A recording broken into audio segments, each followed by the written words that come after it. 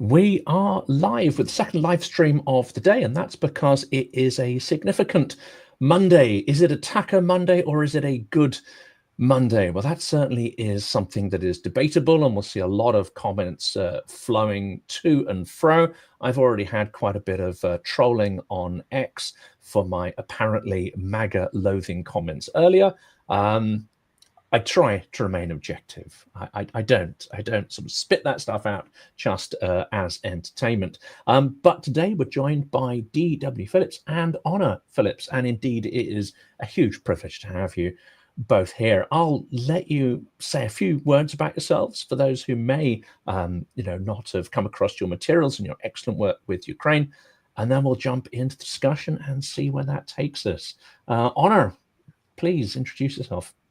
Well, Honor Phillips here, and over the last 2.5, 3 years now, I've had the pleasure of working with my father, DW, with our nonprofit here in the United States, Ukraine Story. We've been speaking with individuals throughout the Ukrainian experience as they have been undergoing this Russian full-scale invasion, conducting interviews, both written and on film.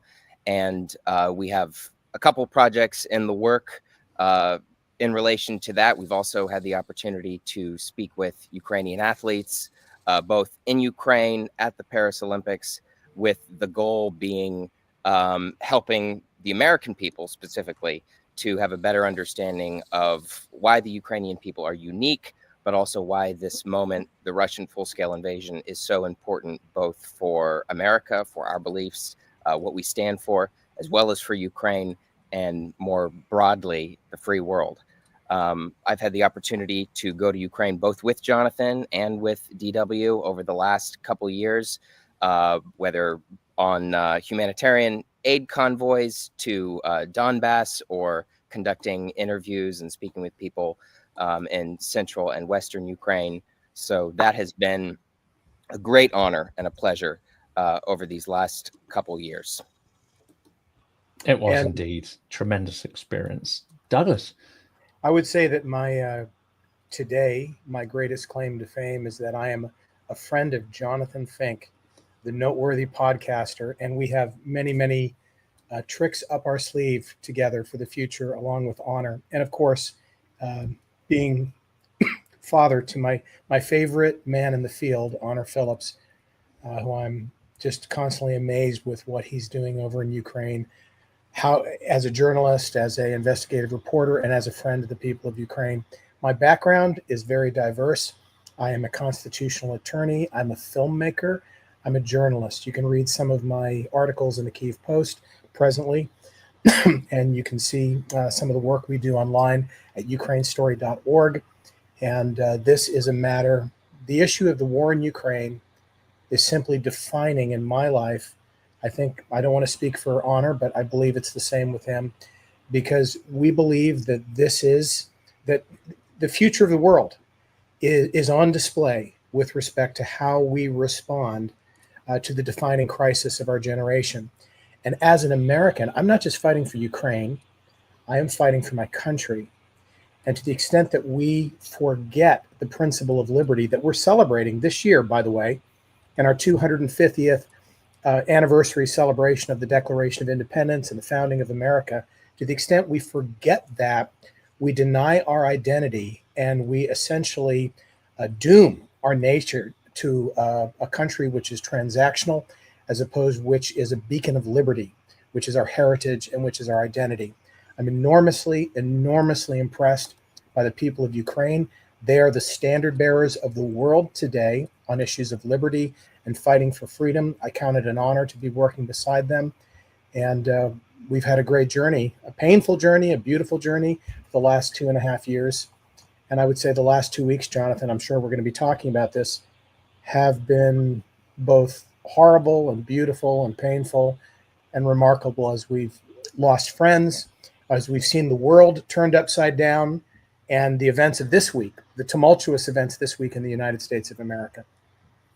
It's not just a sort of roller coaster in news, as you say, but anyone who's got friends in Ukraine, anyone who's got people serving, and in particular, a lot of people in the Air Force, that is one of the highest risk arenas, one of the most challenging, one of the bravest, but also it is incredible risk. And in that, before we hit the sort of live button, Honor and I were talking about how there are direct parallels between that and the Second World War, because it was people in the Arctic convoys and it was people who were in the Battle of Britain.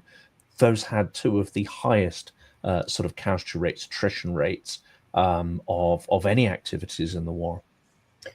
Jonathan, this is actually a very unique and remarkable place that I'm speaking to you from. This is my home in Texas. At this table, and the tables nearby, 3 men who were awarded Hero of Ukraine by Zelenskyy sat with me. All 3 are F-16 pilots, 3 heroes of Ukraine. Now, if Americans are tuning in and they don't know what a Hero of Ukraine is, it's the Ukrainian equivalent of the Medal of Honor. It's the highest award. There are less than 8,000 people in the history of Ukraine that have received this award, and 3 went to F-16 pilots, 1 living. 2 friends of honor and I have died in combat in the last 65 days, 70 days. And so when you talk about this being personal, it's incredibly personal. That's a whole story. And you mentioned the RAF. I'll tell you that about a week ago, 7 days ago this week, I think, today, we burned, we meaning the F-16 pilots, the community of people that loved our friend Max, who was shot down defending just about 10, 11 days ago. They burned the piano for him. This is a tradition that's a very beautiful tradition that goes back to the RAF in World War II and the Battle of Britain. So at that time, these aerial warriors, these, poet warriors, which is how they thought of themselves, who were defending the skies over Great Britain against the Nazi horde. When a great man died, when one of the pilots died, they burned the piano to say, there's more going on here than just fighters. These are people that have a poetic soul, that have committed everything they have to a transcendent principle. And we did that in Kyiv. I wasn't there for it, but my friends were there as they played one last piece to my friend Max, the honors friend Max. Then they burned the piano in remembrance of him. Every time a Ukrainian pilot dies, you have the entire nation mourns in a very unusual way. There are a finite number of pilots, very finite, hundreds and hundreds, not thousands and thousands. And they're not easily replaceable, but more importantly, they represent something to the people of Ukraine in the same way that the RAF pilots represented something to the Londoners who were living in the subways. In those iconic pictures, you and I weren't there for it, but it's part of who we are, looking at those pictures of the subways and the bombings of London. These guys are out there every single day defending people by shooting down the missiles, the Shaheds that are coming over here, and they're very, very special. So we're mourning this week, but we're also honoring the legacy of these aerial combat warriors who are so very special, keeping people alive night after night. That's why we need the Patriots. That's why we need those, and we'll come to the, I don't know if you want to call it an announcement. We'll come to the words of Trump today and what they may amount to, and whether that will result in more patriots. But I want to, ask a question here and draw some connection between the US and Britain, because whereas in Britain the Russian propaganda narratives don't really cut through quite as nearly as much as they do in France, Germany, US, Italy, other places, we are perhaps the least penetrable by the sort of Russian BS, which is good. On the other hand, but on the other hand, the awareness of what Ukraine is going through is not as high as you'd expect. Now, I had a very special Saturday. My uncle, I was explaining to one before we hit record, my uncle turned 80. He's interested in the Second World War, obviously, because his father actually died when he was very young, because he was in North Africa and contracted I think it was malaria, yellow fever or something. And anyway, he had a weak heart and he died relatively young. And so he's always felt connected. And of course, that generation, you were surrounded by people who'd served. Some would never talk about it because it's deeply traumatizing. Some were never the same. They were never that sociable afterwards and didn't want to talk about it. But to mark his 80th birthday, he hired our HMS Belfast. And we had a party in, some people came in period dress. Wow. How great. That was great. And it was a beautiful hot evening with a glorious sunset. Wow. And that had a lot of resonance. How come we weren't invited? I'll introduce you to him. He'd be thrilled. That sounds like our cup of tea. It was tremendous, and there's very few of those ships left. And it's they even had a historian on board. The guided tours are actually proper, fully fledged historians. So we got some nice bit of history there as well before we, had our drinks and stuff. But I spoke to quite a few people because they kind of know that, many of them know about the channel. Some of them have even listened to it. But the awareness of the scale of what's going on, very few people, unless you're really following it, have a real sense of it, because the media has not really, I think, done a great job, the mainstream media, of creating a picture of that scale. Mm-hmm. So I talked to someone who's very, very smart, very well informed, and I was trying to create that sense of scale and say, look, what's happening in Ukraine is easily comparable to, let's say, take one of the theaters of the Second World War, or one of the fronts of these several fronts in the First World War. It is that big. You've got armies literally of at least 1 million or more facing off on a 1,000-mile trench warfare system, with cities being bombarded. So this is of the scale and, of course, the historical magnitude there's almost nothing comparable, I think, since the Second World War. That sense really is lost on people. Honor, what's your experience? Yeah, I absolutely agree with that. I was in Eastern Ukraine several weeks ago, last month, and I was just reminded of this once again. You can go from the very furthest northern point of Ukraine in Kharkiv all the way down to the south, and it is war everywhere, not just along the increasingly affected frontline area, but throughout the entire country.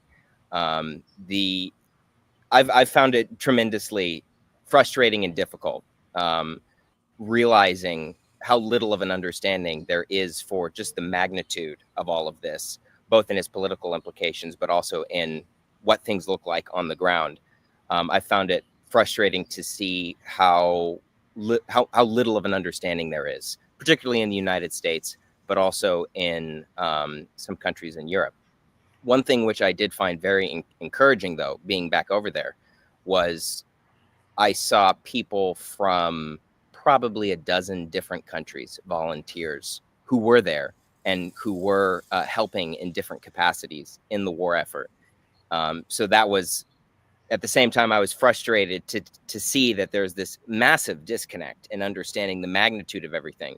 It was very encouraging to see guys from Germany, folks from the Czech Republic, Sweden, Poland, the UK, who were still involved and invested in this. And you talk to any of those guys, and they almost to a man can explain how this affects everyone. And even if you don't feel it right now, they're working towards what inevitably, if Russia's war aims are not checked, what inevitably will involve even more countries across the free world. So they articulate that they are working to be a part of the solution before that happens. But if we continue to dilly-dally, that future where this war spills over into more countries becomes increasingly more likely. There's another interesting parallel. I'm going to put on my director's cap, my film guy hat, for just a second, and ask our listeners to go back in time to that remarkable film Casablanca, where you have the French and the Germans, and the occupied French and the Germans and an American or two at Rick's Cafe in Casablanca. And they're there side by side because it's allegedly neutral territory and everyone is being a little quiet. The Germans are being strong. Actually, this isn't too far off from the reality we see today. There's Russian spy operations taking place in at least a dozen countries that are considered neutral. You can go to places where there are people on both sides. Russians are operating, Americans are there, French are there. And there's a very real sense in which not only do we have this front line taking place, but Russia is bringing the war through their spy activities and their sabotage to at least, two hemispheres of the Western world. And that's something similar. You could kind of liken the situation right now to 1940, 1941 in World War II in terms of the fact that the whole world is on edge. Russia has its tentacles everywhere, but the real fighting, the real front line is what's happening in Ukraine.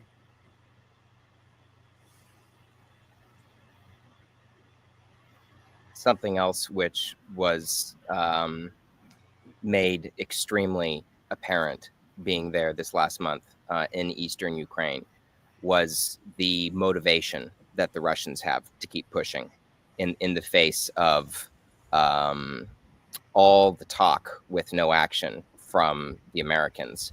I remember in one of the villages between Kramatorsk and Slavyansk, which is essentially directly behind the front line at this point, because even though we have a lot of images and videos of trenches on social media, what is the front line has now broadened and extended to a huge swath of territory now. So being around areas like Kramatorsk and Slavyansk, you're right on the cusp of all of that. And I remember being in one of these villages, and just a couple kilometers away, the village next over was getting absolutely pounded by glide bombs and by, I believe, Shaheds. And there was Starlink nearby, I believe. So you could open up, theoretically, you could open up social media and you could look at all the discussions of, does Russia want peace? Does Russia not want peace? And then you look around in the same room you're in as you hear explosions going off in the distance and air raid sirens. And then a couple hours later, you talk to the soldiers who are on the ground and you see how real and how imminent the danger of further Russian advances are. And you see two completely different realities. So I think now more than ever, there needs to be a realization of intent. And we just heard this morning from the president, and I'll let you guys get into this more, but it seems to be all the talking from the White House seems to be in an alternate reality to what the Ukrainians are dealing with, to what the Russians are saying and are doing, and to what the Europeans are having to look at what they will need to deal with in the coming months. And do you get a sense that the Europeans, and when I say Europeans, I kind of mean the UK along with that, which, might alienate a few Brits who went the wrong way in Brexit. It doesn't matter. When we talk about Europe, are we starting to step up? Because it feels like there's a little bit more urgency. It feels like there's a little bit more arming. And we do hear of packages of additional support for Ukraine from Germany and a few others. So some stuff seems to be happening. But at the same time, Europe also, and this is especially the UK, unfortunately, in the somewhat sort of timid shape of Keir Starmer, they seem to really be holding off still for a kind of consensus with the US, waiting so that they can deliver action, but only if it doesn't sort of, alienate sort of Donald Trump or any of his administration in any way whatsoever. And I think, my take on it is there will be no backstop. We can't expect the US to go beyond a fairly transactional view of this. Maybe, Trump will be minded to sell weapons to Europe, and in that respect, they then get past to Ukraine. But if we're hoping for something more than just a transactional relationship, If we're hoping for more than just to keep, the US holding on in NATO and not abandoning it, then I think we're hoping for too much at this point. It seems to me that beginning with Macron's speech several months ago, saying that the World War II bank account is essentially run dry and we need to start fresh again. We need to look at things differently again. That European leaders, whatever they are signaling for political reasons, actually do understand that the United States is an unreliable partner under the Trump administration. And it's interesting to me, yesterday, Secretary of State Marco Rubio published an article in USA Today. And the message of his article was, our foreign policy has been a tremendous success. Look what's happened. Europe has agreed to step up to 5%. And by the way, we have the best, military armaments in the world, and this has all been a great success. I feel as if Honor used words, alternative reality, and I think that accurately describes the perspective of the Secretary of State. I realize he's a pitchman, and his job is to make his boss look good.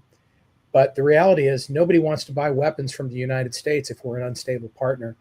And nobody believes that the United States is going to really be there to help out based on 5 months, almost 6 months now, of bullying, aggression, lying, and treating our European allies with absolute contempt. Not universally. I mean, there have been ebbs and flows to the entire thing, but it certainly has not been positive. And if you were to ask me what is my opinion about the strategy of Europe, I think with respect to the United States, I would say that their strategy is to treat the United States and the president like, you're the big kid on the block. We want to be friends. Let's stay friends. We want to work with you. We want to honor you, but we have no illusions you've got our back. And there are some that may still have those illusions, but I don't know how they can. I don't know how that's possible. And with respect to buying future weapons from the United States of America, I mean, every time you buy a weapon, you're buying more than just the weapon. You're buying all the resources to back it up, the details needed to keep the weapons working, the supply chain, all those different things which require stability and commitment and friendship. And those are things which are in question right now. The president at this week is giving people a lot of encouragement. And the encouragement is, if you've been living in an absolute wilderness with no water for 6 months, and someone says, look, here's a teaspoon of water, it seems like you're taking a bath. That's how our expectations have just dropped. It's, well, at least he's not killing us. At least he's not shooting all of our friends. At least there are some positive things there. I think that I'm glad, I'm thankful that we're going to be selling Patriots to Ukraine. Great. I wish we gave it to them, but I'm glad that we're going to be, I wish we gave Ukraine at least as good a deal as we gave Israel. Let's put it that way. At least as good as we gave Israel. That's what I would ask for. But I'm glad they're getting, I'm glad that's happening. But when the president said today, we'll give Russia 50 days, 50 days. The messaging is, that's 50 days to murder civilians. That's 50 days to destroy cities.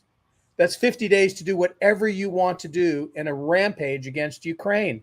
That is a horrible message.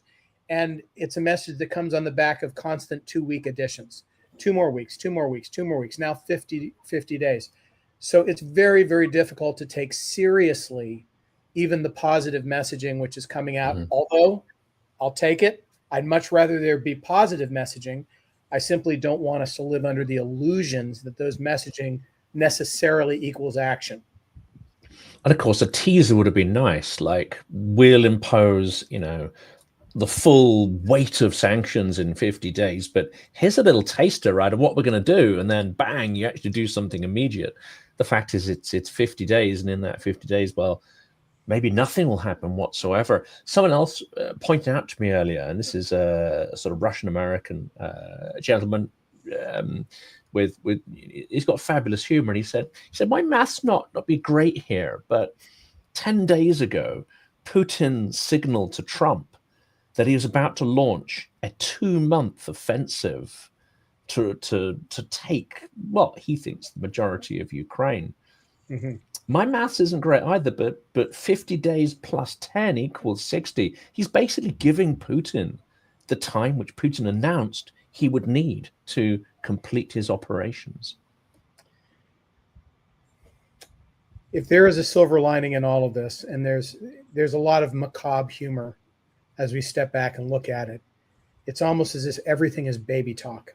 You know, we have to dumb down the conversations for the leader of the free world, the one-time leader of the free world.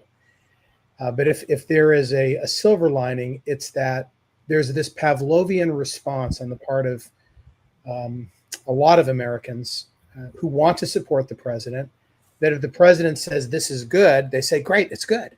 This is bad. They say, then it's bad. And if he says Putin is not as good a guy as I thought before, oh, I guess Putin isn't as good a guy as I thought before. Actually, Putin's my friend. Okay, Putin's my friend. The comprehensive absence of critical thinking and principled thought is stunning. And that's a whole nother issue. The Ukraine war has revealed the abyss to which the American mindset is sinking. I love my country. I believe we're capable of so much. I believe that our identity as people that love liberty, rooted in historic principles of law, is not lost forever because of one administration. But there is a real problem with our reasoning right now. And unfortunately, it's being perpetuated. So the silver lining is that the people will say, oh, great, maybe Putin isn't as good. But in terms of real action, they're also, lulled into quiet. Thankfully, maybe we can see something happen on the part of Republicans and otherwise. But my view, Jonathan, and I'll let Honor speak for himself, because Honor actually is a very nuanced thinker. I learn a lot speaking to Honor in terms of geostrategy and politics as we're wrestling with these issues all the day. But my view is that apart from the L&D issue and cutting off gas and oil purchases from Russia, the sanctions do not solve our problem. They're positive, but they do not solve our problem. Here's what solves our problem: victory. That's what solves our problem. How do we get to victory? We arm Ukraine to beat Russia, and Russia can be defeated. Until we have a victory mindset, we're just putting Band-Aids and delaying problems. We're no different than the problems of the Biden administration. So our mission must be victory. And until we start talking that way, we're just debating over secondary matters. And of course, Honor, it's true, isn't it, that the Ukraine may have, it does have the will, it may have the resources even to hold Russia at bay, as it's been doing now for 3.5 years, but it does not have the equipment and may not even have the manpower now to mount, fully offensive operations to retake its territory. And we've certainly not given the equipment, and that scale of equipment isn't on the horizon. But Putin seems to have this delusion that he can not just win in these oblasts, which he's failed to take. I mean, how long has it been? More than a year they've been trying to take Pokrovsk, and they haven't almost even made. Yeah. I mean, they haven't even made inroads into the city, really. Yeah, they're destroying it, but they haven't made any major inroads into the city itself. And you've seen this with your own eyes. It's actually been reported publicly, so we can kind of allude to it, because an Economist article actually gave an awful lot of detail. And I don't know whether that was with the support and approval of the Ukrainian government, but certainly they have produced diagrams and whatever showing the huge defensive fortifications taking shape, which I know you've seen, and we sort of discussed in the sort of Pokrovsk direction, and one would assume across the entire front. So this has been written about in print. The idea that Russia could smash through those barriers, or even get near them and then smash through them, that seems extremely delusional at this point. But it's a delusion that Putin seems to have. It's true. And one other comment I would make off of what you, Sir DW, just mentioned is a positive counter to all of this, whatever you might say about the Chancellor of Germany or Mark Rutte. When the Chancellor of Germany comes to the White House, wow, and without moving an inch, says very clearly, the Russians are killing and bombing civilians, the Ukrainians are not. This is what is playing out in the war. This is why it's important. This is why we need to stand against it. When you have these individuals who are in a leadership position, who are completely unflappable about their stance, who will not budge on their stance, this has an effect on the president. You know, a lot of people talk about him being relational, transactional. All those things may be true. And I think those things are true. But you cannot underestimate the power of these heads of state who, when they actually stand up and say what is true and say what is right and put up a flag to rally behind. Mm-hmm. And I think two of the most important messages are the Russians need to be taken seriously and the Russians can be beaten. Both of those things, because what's going on in Ukraine right now, for whatever comparisons might be made, it is not two kids fighting in a playground. It is massive, brutal war, and that needs to be taken seriously. And at the same time, it needs to be understood that the Russians can be beaten. We had a conversation the other day, sir, where we talked about Iran, and we talked about the president of the US's response to Iran just a few weeks ago. And we also talked about the perspective of attainable victories and how apparently the situation with Iran was looked at as, okay, this is attainable victory. We're going to use massive force and then it will be over. Mm-hmm. Whatever may have happened in Iran now and whatever is continuing to happen is a separate issue. But as to the way the president went at it, it was very telling, I believe. And I really hope that you have more guys like Rutte, like the Chancellor of Germany, who are able to articulate that this is something that can be accomplished. Victory can be accomplished, not some pathetic ceasefire that just leads to more and more of this, but total victory. And total victory is the only thing that will finish this. Mm-hmm. Going back to Pokrovsk, I was in Pokrovsk in August. I believe it was early August of 2024.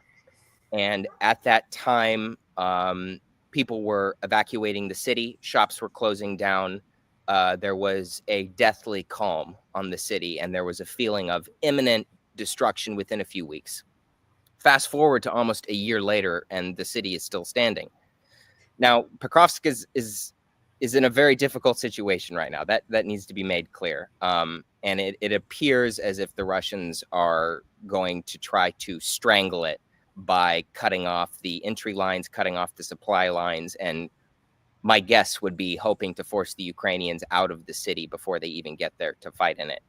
But the mere fact that, again, people were saying weeks, days, last year, and here we are a year later, is just another example of how Ukrainian grit can change what appears to be an imminent and absolute prediction of destruction.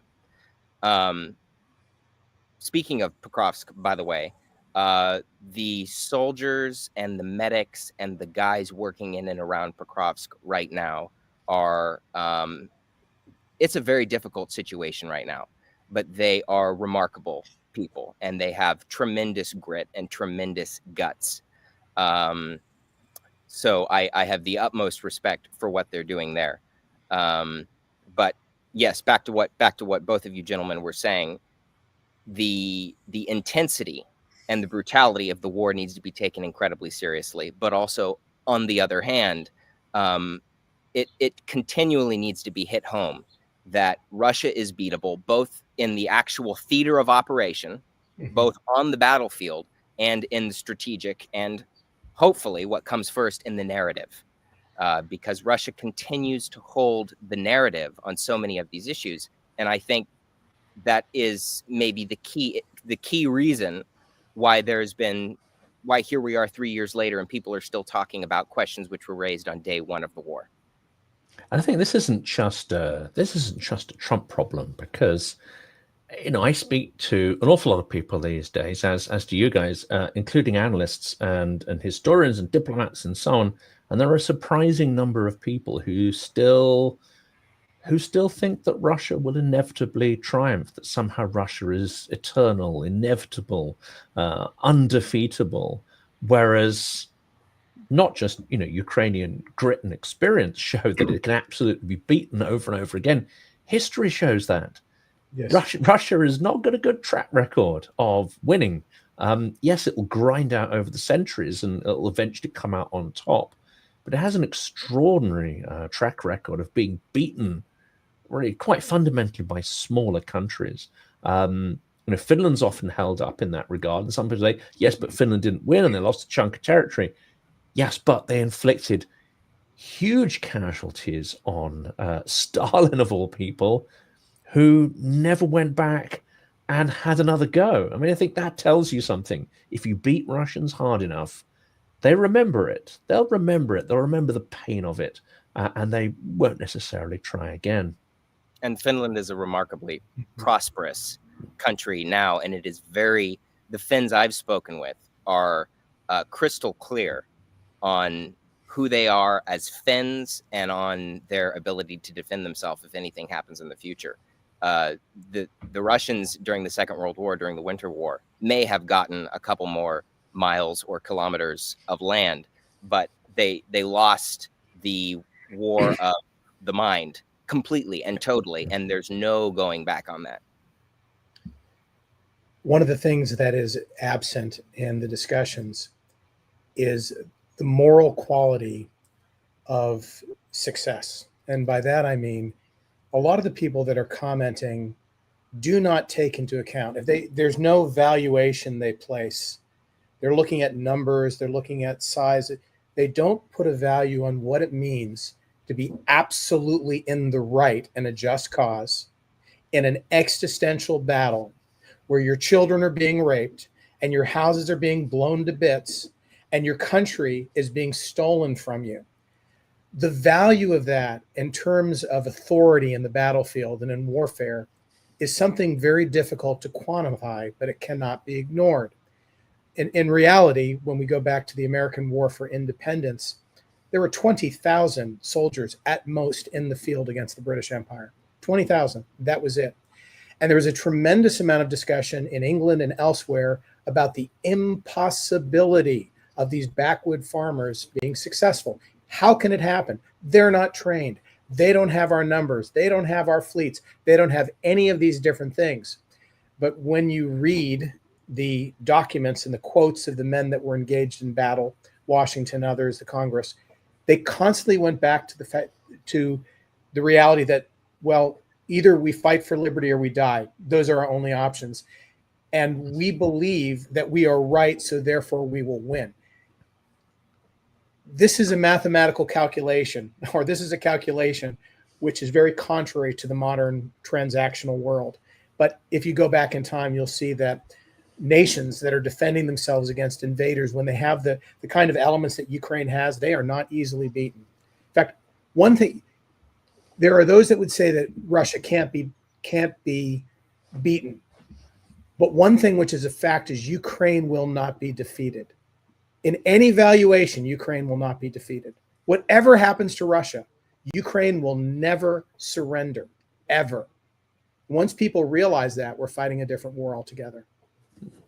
That's it. It makes me think of a sort of rock on which Russia is repeatedly smashing itself. And it's my sense at this point that Russia's going to carry on doing that there's nothing and no one internally that has either the bravery or the organization or the authority or profile to take Putin on. And of course, he has the might of a pretty huge, I mean, it's inefficient and brutish, but it's a pretty huge intelligence service.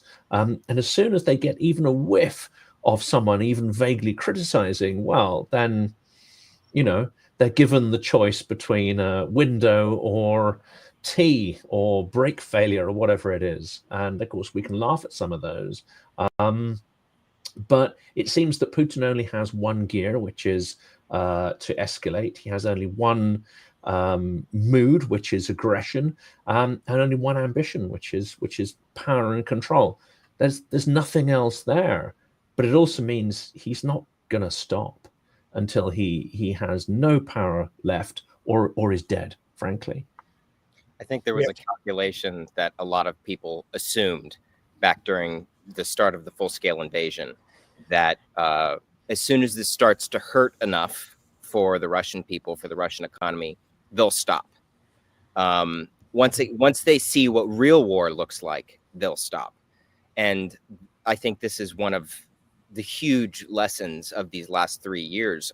Are you cannot overestimate and you cannot underestimate your enemy, and you cannot assume that the pain threshold that you would assume somebody to have is actually that threshold, particularly when there is an autocrat with an iron grip over a country.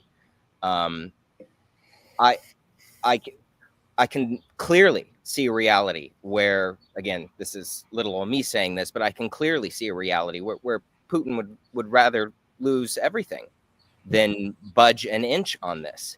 And even if you you have other ideas about all of that, I still think it has to be taken into account. You cannot assume that, well, if we just twist the oil pipeline and the LNG a little bit harder, it will become too uncomfortable. You have to realize how deeply ingrained into the new world Putin has created this is, and how the ideology, everything backs this up. It's sort of Ukraine or bust, particularly with how Russia's history has been reworked and twisted. Everything banks on this. So whether it's quick and fast, like he hoped, or whether it's long and grueling, I wish people would come to that realization and see how committed the Kremlin is to this.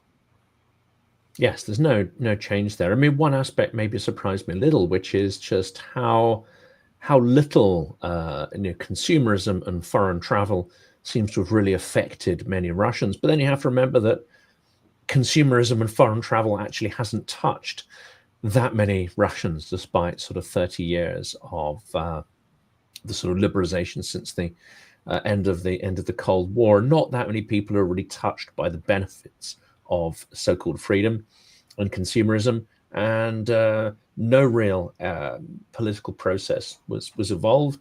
No mass political processes in Russia, and the majority of people, and many of the people who are being sort of signed up, probably live in conditions that are just as squalid as they were in the Soviet Union. If anything, some probably are worse off than life in the Soviet Union. I think it's true, and I think that you have on the one hand, in different parts of Russia, seclusion and poverty.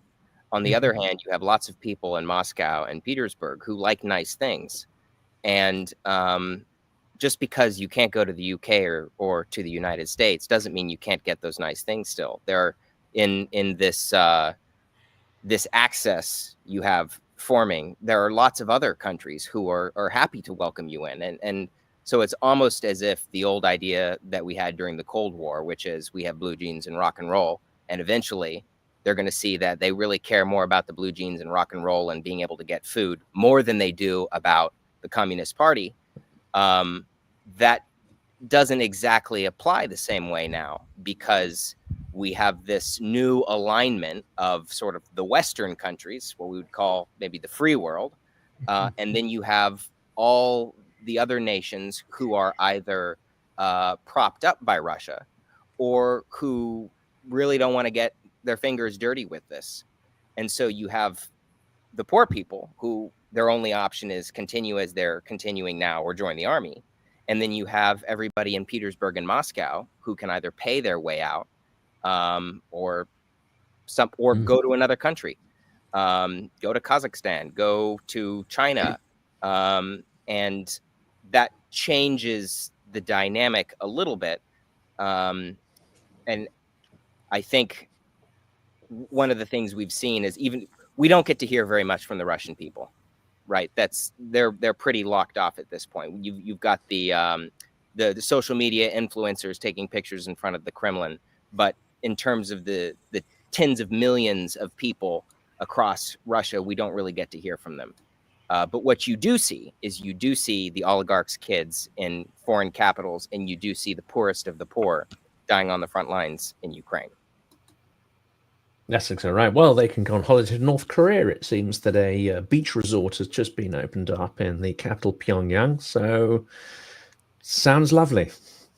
I doubt that's for the North Korean citizens. That's for Russians. I mean, they've actually created a resort for for Russians to go on holiday in North Korea. The mind literally boggles. If we're talking about how the war will ultimately end, I do think this conversation is helpful in clearing the debris. We really need to clear the debris. The war will never end through a peace negotiation. That simply is not going to happen. And the conversations about a peace negotiation are diversions. So we need to understand that at least in the vision of what peace means as defined by the White House, that simply will never happen. It cannot happen. And if it did happen, it would be terrible, because the way we define peace would actually be prelude to long-term slavery and greater battles in the future. So where is Russia really weak right now, apart from the battlefield in Ukraine?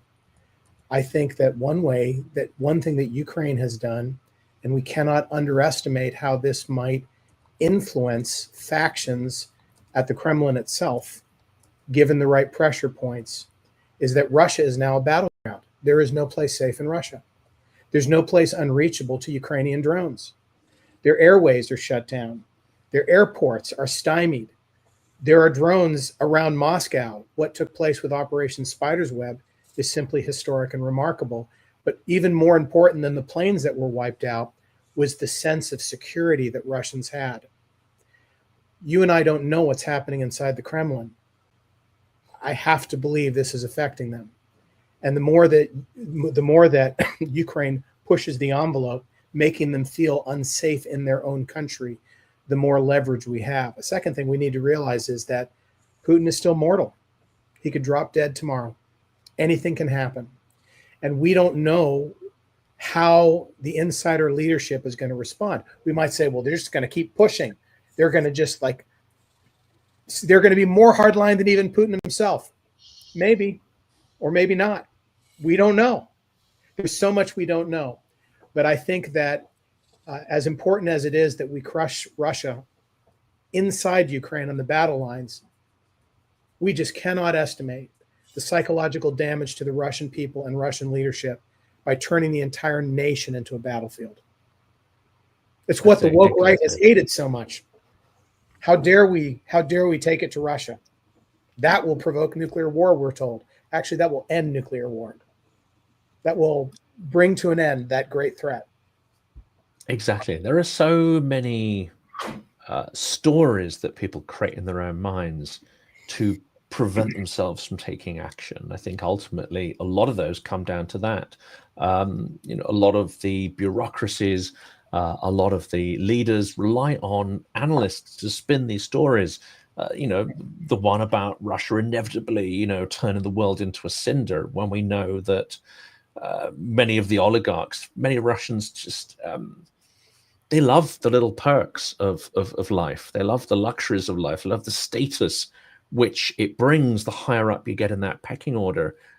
These people like to turn this into a cinder, this planet. Are they religious maniacs? No, Russia's not actually a very religious place at all. It's quite a superstitious place, but it's not religious, not in the sense of Western Ukraine, which we've had the pleasure to drive through together with honor and see, the profusion of chapels and the intense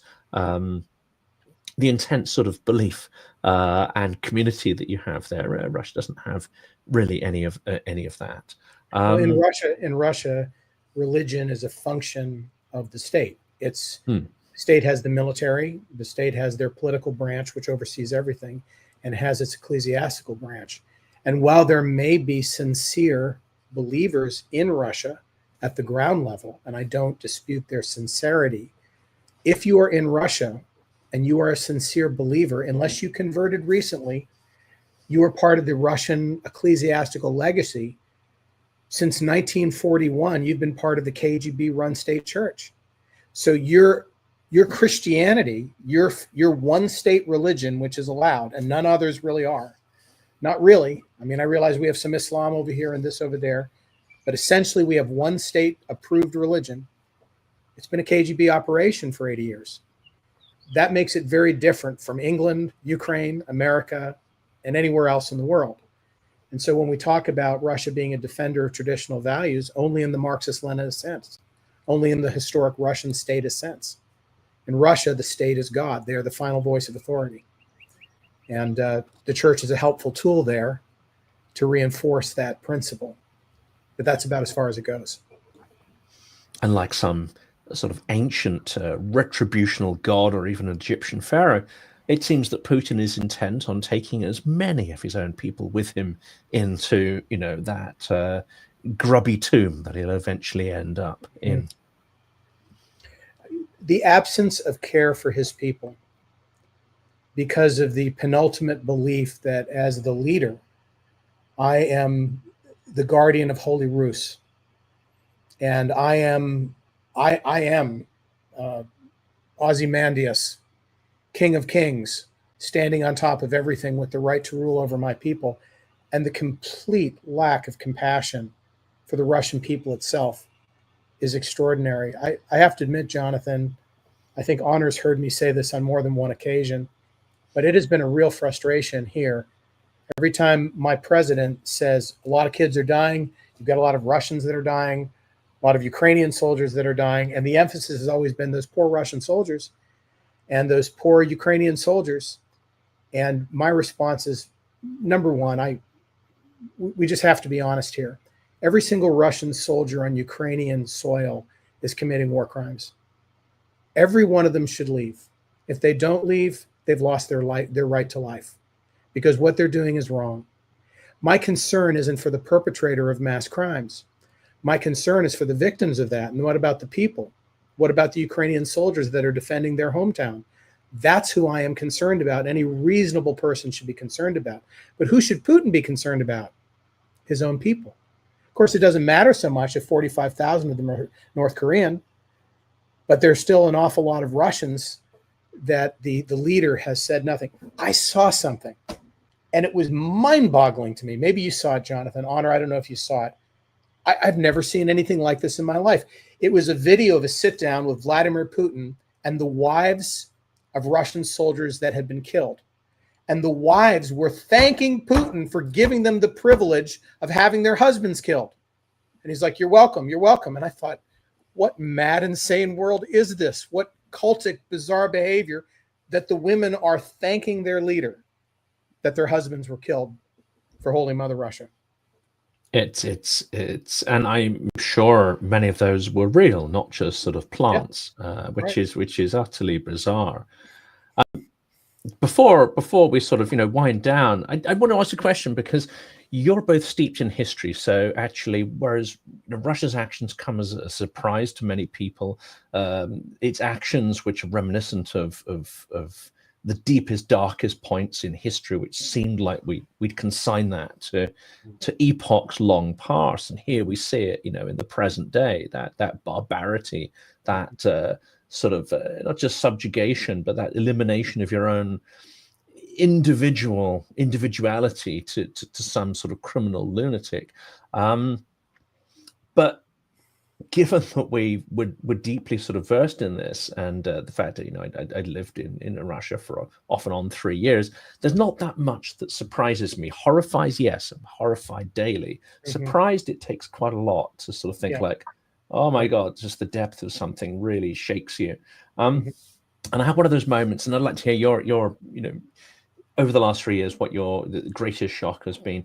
But I was speaking to someone who is a Russian writer. It was on the channel a couple of days ago, called Elvira Barry, and it's sort of a new voice. I hadn't spoken to her before, and I was curious whenever anyone tries to sort of analyze, Russian history and why things happen the way they do. I think it's worth kind of exploring that, even if you don't necessarily agree 100% with everything that someone says. She's got an incredibly interesting voice there, and one thing, I mean, from reading Peter Pomerantsev and actually sort of experience in the 90s, you certainly got the sense that Russia was a little bit lost. It was trying to find a post-Soviet identity. It was trying to sort of figure out what it was. And you got this sense with writers as well. Someone might have been a communist one day and a fascist the next, and they were trying on costumes as if you're going to a party, looking for something that feels right. And there's that constant shifting and changing and really not sure who you are and what your country is and what its destiny is, and the need for an idea.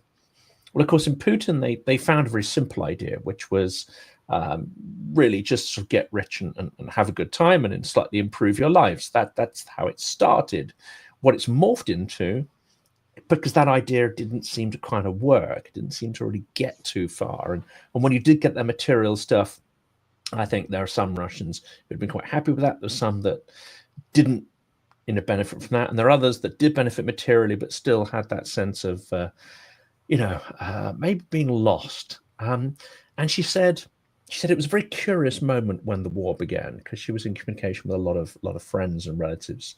She said it was a very curious moment because a normal human being, at the announcement of a full-scale war against your neighboring country, which you might know is wrong. And she said many people she spoke to thought it's wrong and this is maybe not great. But she said at the same time, there was a palpable sense of relief, even amongst people who were kind of not necessarily wild about the war. And I said, well, what do you mean by relief? Because at last we have something to do. We have an idea that we can get behind. And even if you don't like the idea, someone's gonna tell you what to do. You can become part of the machine again. I found that extremely disturbing, but it also resonated.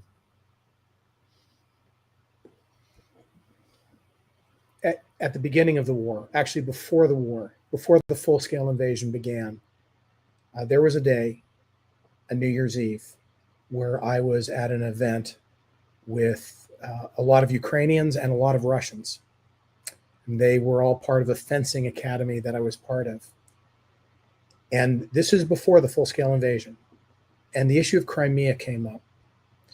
And there was a man in the room that day who had on a CCP shirt, and he started just shaking about how we have a right to Crimea. And the Ukrainians got very upset. The Russians, were of different perspectives at that time. But something came out that I have since then learned is, I believe, the defining issue around which Putin rallies the people. And it's not money. It is moral superiority. You can be poor as dirt, but if you feel you are superior to other people, everything is just fine. It's the rallying point that Hitler used in the 1930s: moral superiority, ethnic superiority, historical superiority. The minute a nation says we are superior, not we're more successful because of policies or our experiment in liberty has worked well, but we are inherently better.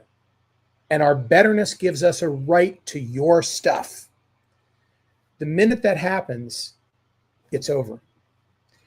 And people will follow that when they have nothing else to follow. Desperate people want to believe they're better than other people. We see it in our own relationships in the world, in life. You see somebody who is, has a really difficult life. What do? Gossip about other people, put other people down. It's a human frailty that Putin has exploited on an epic scale. And the reason why we pick up these soldiers from Bucha, I don't know if you saw the interview with this very nice young Ukrainian girl just asking the soldier from Bucha, would he do it again? The answer is yes. Do you feel any remorse? None whatsoever. How do you reach this point of depravity? The myth of moral and cultural and national superiority as a right to take life and to take other people's things. We didn't see that in Putin at the very beginning of his career. Now it defines his career. And because of that, people will follow him to the end. I think that's a really great way to summarize all the different sides to the Russian psyche problem and their response to the war. I haven't quite put it in those words, but I remember paying very close attention in the first 6 months to the first year of the full-scale invasion, because I know Russian people I knew Russian people who were here in the United States, and there was also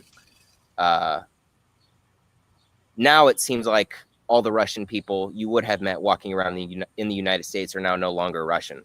Back then they used to say, well, I'm Russian, but there was this sense of guilt, but it was almost as if it was a first reaction response. Oh, we don't know what's going on. Things look scary, so we feel a little bit guilty. But as the months went on, and as here we are 3 years later, I have watched in many different people, both individuals I knew, but also in the social media space, also in just seeing people around, talking with people, that has shifted. All that initial response of, well, we don't know what's happening, this is scary, all of that's gone away. Or a lot of it has. And it has gone over to what you're talking about now. And I know we may have mentioned this before, but I remember having a conversation with a mutual friend, a mutual fellow we knew, DW, back, I believe, during the first day of the full-scale invasion. And the first taste of this I got was him pointing out a map, showing us Kazakhstan, and explaining how the Kazakhs were very nice, but that when push comes to shove, the Russians get to decide what the Kazakhs do, because the Kazakhs were once subjugated by the Russians. So from now on, as long as the Kazakhs don't step out of line, they can have a state. But if they do, we'll be back, aka the Russians will be back. And I was so horrified at that sentiment, but I'm not horrified at that anymore because I see it everywhere. And it is exactly what you're talking about. It's this sense of not that's yours, I want it, but that was never yours. It was always mine. And I'll take it whenever I want to take it. And that whole concept for such a long time was so foreign to me, or at least it seemed like something from the 20th century. It seemed like something we had all, gotten up and evolved past. But as I've been steeped in everything going on the last 3 years of this full-scale invasion, it's not a dead way of thinking. It's very alive. And even though people might not want to jump to articulate it that way, you see it everywhere in the Russian context. This sense of if we can take it, we'll take it, and it's our right to take it. Particularly when speaking about other Slavic nations or in speaking about nations which were under the Soviet Union. And that thought, when you really wrap your head around that, is really scary. And I say this as an American who, America was never conquered by the Soviet Union, but you put yourself in the shoes of a Latvian, a Lithuanian, a Kazakh, somebody in Armenia, somebody in Georgia. And it's a completely different reality. And it's quite frightening to see that is still very present and very with us. And I think, yeah. I mean, go for it. I was going to say that when I think about a lot of the Russian diaspora living in America and in other European countries, some being former friends, people that sought political asylum in the United States, people that wanted a new life, that left Russia for a reason and thought this was a better way of life. But they're like a massive sleeper cell. And I don't mean a sleeper cell that's going to awake and suddenly bomb the World Trade Center. They're like a sleeper cell of people who have been living in freedom, enjoying freedom, liking the world. But the minute this hubris, this national pride, this sense of superiority hits, all of a sudden, a century worth, and I know it goes back farther than that, a century worth of Russian superiority and rights just wells up within their hearts. And this is what they believe. It's like they were born to believe this, even though we've been living with them. They've been nice. We've had wonderful conversations, but Putin has brought that out. He's appealed to a mythos, which goes back to the days of Tolstoy and before, maybe to the time of Peter the Great, I'm not sure, but a long time ago, about the Russian identity.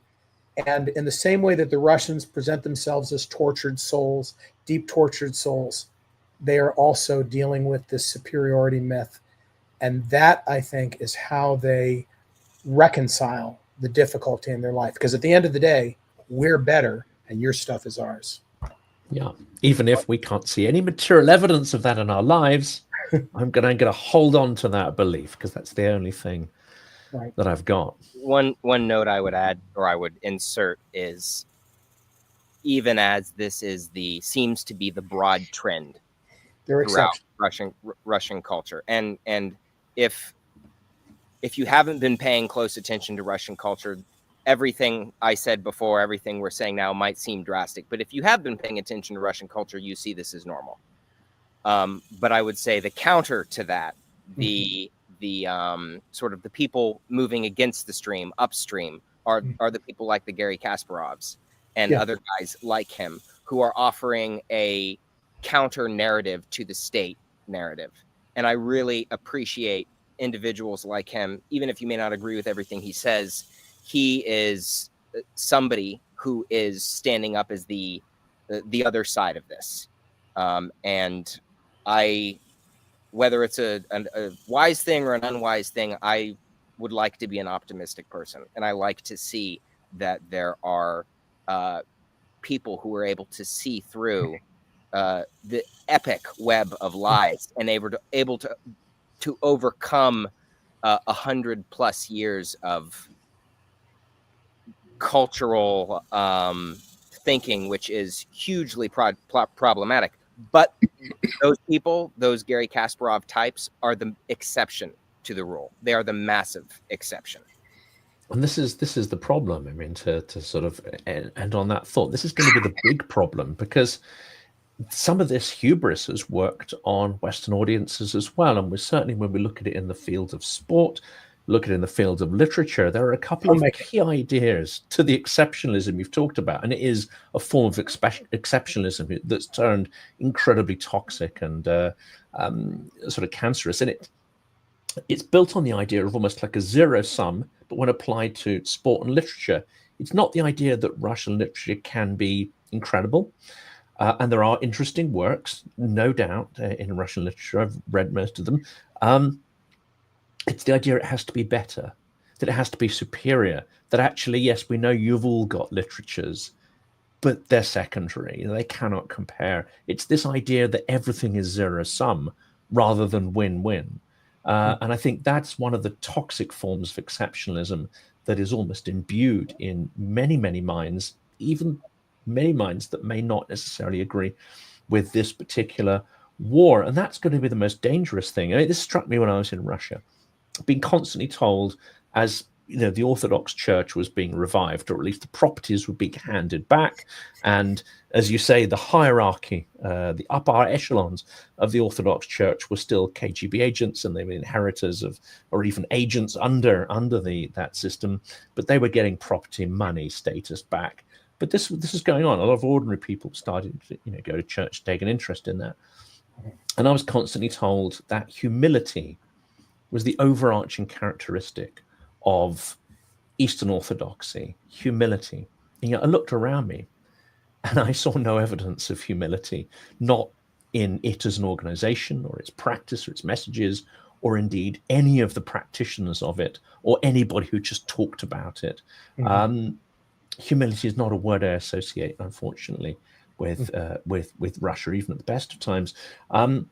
And I didn't know anything about Ukraine, but it strikes me that Ukraine is perhaps too humble in their position, doing what they're doing.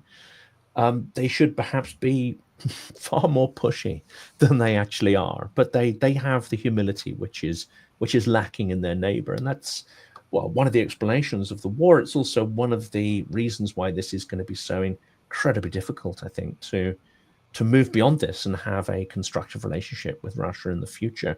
Until that exceptionalism and lack of humility is dealt with, then they're always going to be a problem. What's necessary for Russia, there's no way getting around this, is war crimes trials and defeat. And the reason why these two things are necessary, if we hope to have relationships, friendships, the diabolical evil has to be dealt with formally and publicly as a point of grotesque shame. They have to be told before the world, you are the most loathsome criminals in terms of the actions that have taken place since the Second World War. And the way we think about the Nazis and what they did, there are differences, but there are similarities, and they echo to us. And this is not for revenge. It's not to be cruel, and it's not to be barbaric. God forbid that we would take on the attitudes that the Russians have to Ukrainians. It's because there will be no peace without justice in this case, because the crimes have been so enormous and the pain which has been inflicted is so enormous that if you do not address these, it will leave resentment with the people of Ukraine for the next 200 years. If you don't address these, it will not deal with the arrogance, the cosmic arrogance of the Russian mentality. So Russia needs to both be defeated and then they need to be judged. This actually is the door for opening up a new world. And we saw this with Japan and we saw this with Germany, and it works. And it's the right approach. And that's probably where we'll have to, well, there's plenty of themes for the next time, but that's probably where we'll wrap up today's. We didn't bring the comments on the screen, but many comments sort of broadly supportive, many comments suggesting 1,000 other, chats. 1,000 other chats. Oh, Mr. Pearce has joined far too late. We're about to wrap up, but we'll end the stream and then we'll tell. I'm going to bring Mr. Pearce in, and then if you guys want to drop off, okay, I can carry on going, Mr. Pearce. Why not? Don't go shutting me out of this. Here's Mr. Pearce. Hello, Mr. Always Pearce. late for the party. DW here, and nice to see you. I'm going to let you guys continue this lovely conversation. Yeah. Jonathan, as always, it's a privilege to be with you. You are my favorite podcaster. Thank you for what you're doing. Oh, appreciate it. Thank you. More later. You're my favorite traveling gentleman who I hope to have Thank you. the pleasure to do so again soon. Speak soon. All right. Over and out. Good to speak with you, gents. Cheers, Anna. It was great. I mean, he's clearly never watched any of my stuff. Then. That's all I can say, Jonathan. Nah. Why would he do that? There aren't enough hours in the day. Just watch all of my stuff, though. yeah, that's it. My goodness, I have no idea what you've been talking about because I've been watching Shawshank Redemption with my family, and that was thoroughly enjoyable. Have you been talking about the Trump announcements? We touched upon it. We did. Now, Honor and DW, like my friends Steve Moore and Jen Lindsley, are conservative, traditional American conservatives. But I think there's almost nothing that jars in anything we discussed, and I think they came up with some quite interesting insights. I mean, firstly, they're, if anything, more outraged than I am about this so-called 50 days. Because it seems that this is kicking the can down the road. In 50 days' time, first of all, Putin 10 days ago told Trump that he was about to launch a 2-month campaign. My math isn't great, but 50 days plus 10 equals 60, equals exactly what Putin needs to try and take all of Ukraine, which is his plan. And in 60 days' time, we also know that we're going to be through August. We're going to be into September by then. Rainy season, mud, Rasputitsa. This is very clearly designed by Putin to grab as much territory as he can before the season makes the country relatively impassable. And Trump seems to have said, "Here you go. Here's the time you need." I'm not sure what your take on it is, but they were far more vitriolic even than I was about it. Yeah, I mean, I'm a little bit all over the shop. So I had quite a long live with Prof. Gerdes and Greg Terry, and they were quite upbeat about the aid package, and I am to an extent. I think the 50 days is, my opinion, is the 50 days is largely underwritten by how long it's going to take to get the bill through Congress. I think that's a really important point. So if you listen to what Trump was saying, it's all about the secondary sanctions, and he can't put those secondary sanctions on until it goes through the Senate, and then it goes to the House of Representatives, and then they will amend it, and it will go back to the Senate. So that is quite a long process. So that needs to be in place for that tool to be able to be used by Trump. So I think that's largely why it's not going to be sort of 2 weeks. But it is an if-then statement, as Prof. Gerdes said. So there is a definite. It's not like 2 weeks and I'll think about it. It's actually, if this isn't in place by then this will happen. So that is somewhat positive. The aid, the problem with the aid that I see is that it is the US just selling stuff at the moment. Now, more transactional mainly, rather than moral in any way. Exactly. Now, it's even slightly worse than that, because I was just doing a bit of thinking in the meantime, and actually most of it's third-party aid already. So I think, what's happening is Germany's giving some stuff to Ukraine, and then they're buying stuff to replace what they've given from the United States. And it is essentially just purely transactional, and the US either facilitating this stuff going or eventually selling it or whatever. So that is defensive equipment as it stands. Now, it depends what other equipment is thrown into the mix as well. And we don't have enough information, I think, at the moment. But I mean, if you put it together with offensive weapons that might be coming online, with Germany funding some long-distance weapons, and Ukraine making their own as well, Crim too, then you could put some offensive capabilities together with better defensive capabilities, and Ukraine being in a better position. I think the biggest gain out of this is the rhetoric from Trump and the positioning. So this, and I don't think it should be. I think this needs to be emphasized, because I think it is good that you are hearing Trump say that Europe are good and they're in this for the long haul. And he's saying, if you listen to some of the rhetoric, it's really positive on Europe and European leaders, where previously he's attacked Europe and EU's nasty and this and that. There was really good Europe rhetoric with regard to helping Ukraine. And I think that is a significant movement. Trump changing his rhetorical position should not be undervalued. That's interesting, because my first take was that we're getting a very different tone. We're getting language that I'm very upset with Putin, etc. I don't put any store by that, because that is neither here nor there. But what I thought the difference is the realization by Trump, which he didn't have just a few weeks ago, and it seems to come as a shock to him, which is that Putin is not going to stop. Putin told me he's not going to stop. Those around me are telling me he's not going to stop. Shock, horror. I mean, the rest of us, not a big surprise, but this seems to be a revelation to him. He's 6 months behind. His language, he's much behind, the reality. And I honestly, he's been out the golf course in between his 2 terms of office. He hasn't been paying attention, I think. And I've spoken to some who are quite close to the bag of world, and they just said, look, do you know what? He talked about stopping the war in 24 hours. One, because he doesn't understand the complexity of it, doesn't really understand Putin, but also he's not been paying attention.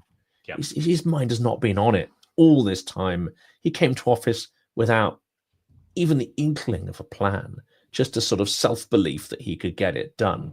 And now the complex reality seems to be sinking in here. I wholeheartedly agree. So I think I'm saying all the same things that I've so often said, that I think he's fundamentally ignorant. I think he doesn't understand geopolitics. This is why when he goes to the NATO summit, and when he goes to, for example, today to meet with Mark Rutte and speaking with the European leaders, he's in awe. Like, these guys are actually care about their countries and their blah, blah, blah. And this is a realization that actually geopolitics isn't just transactional like it is for him with his own country, where the US doing well is him doing well, and the US is an extension of Trump. So it's all about him. He then goes to this NATO summit, understands that all these leaders really do care for their countries and are trying their hardest to work on behalf of their own countries and Ukraine. And when he goes away from that White House ecosystem with people whispering in his ears and goes to these other places, he starts to see reality in a very different light, not through his White House lens. And that's when he says the best thing. So when he's surrounded by people like Mark Rutte or Starmer and even Zelensky, without his kind of Stephen Miller's or whatever lenses he's hearing things through, you start to hear a slightly more sensible Trump. But then the problem is he goes back to the White House or Mar-a-Lago and gets surrounded by those same people again. But I think he is he is finally realizing that Putin is not trustworthy. And he said a hilarious thing today. He said something like, you know, Putin says all these nice things in the conversation. Then I go and speak to Melania, and she said they just bombed Kiev again. And then I'm like, oh God, what a horrible man. I'm paraphrasing here, but he's broadly said this. And then he's talking about how, you know, Putin keeps lying to him. And then he says, Putin and Clinton, sorry, not Putin, Obama and Clinton and Biden, these guys were all conned by Putin, but he hasn't conned me. It's like, he literally has. You spent 6 months in awe of this person, appeasing him, and admitting that he's been lying to you. Like, the fact that you are 6 months behind the curve here is pathetic. And you should have got into power knowing exactly who Putin is, exactly what he's like, and then done what he's done today on January the 21st. So I'm really critical of Trump. Oh, well done. This is good news. It is fantastic news for Ukraine, by the way, today. Like, they are getting more kit, right? But the frustration is that should have been January the 21st, and Ukrainians have died because you did it and been a dick and not realized what Putin is like. No, that's it. I mean, we're seeing months and months of delay, which have cost thousands of lives, which otherwise may not have been lost. But also the period of time in which, because Putin has not realized at this point that defeat is staring him in the face, not necessarily a complete rout of his forces in Ukraine. I think that will come later when the economic collapse really hits home. But Putin also, one can say, is behind reality. He understands certain things. He understands how to manipulate the weakness of the West. He understands how to divide and conquer. He understands how to attack democracy. When it comes to Ukraine and his plans to take more territory in the sort of summer offensive, which I think we'll come to in a second, it seems that he is completely out of touch with reality. Now, whether that is his own hubris, his own delusion, his own desperation, or whether he's being fed this information by his subordinates or a mixture of both, it seems to me that Putin is going to break Russia in this season. And it's an opinion which I've done 2 episodes recently on Igor Girkin and Maxim Kalashnikov, who've both written in some detail about how Putin's delusions are going to try to power through the economic and systemic failing of the Russian state, which we start to see coming apart. So yeah, it's not just Trump that's delusional, it's Putin that's delusional. And I rather fear that some of that delusion has transferred from Putin into Trump's circle. It's been injected in there. Some of it's been intentional. Some of it is just simply almost by kind of osmosis. Like, oh, well, you know, this guy said to me, and they're really confident about, you know, etc. They're going to win. And, you know, and you combine it with this historical idea that Russia's inevitable with that sort of overreach in mindset, let's say. And it's created quite a toxic environment. The key point for me is going to be when Trump, in fact, many Western analysts, because this isn't just a Trump problem, this is quite a universal problem, when he realizes that Russia can lose and will lose, that's going to be the pivotal point. So, yeah, a few points. So going back to the aid, I'm just reading now, German Defense Minister Boris Pistorius has told Reuters that a decision on 2 Patriot systems for Ukraine will come in days or weeks, but actual delivery could take months. So the idea that they're going to get this stuff, you know, imminently is not maybe completely accurate.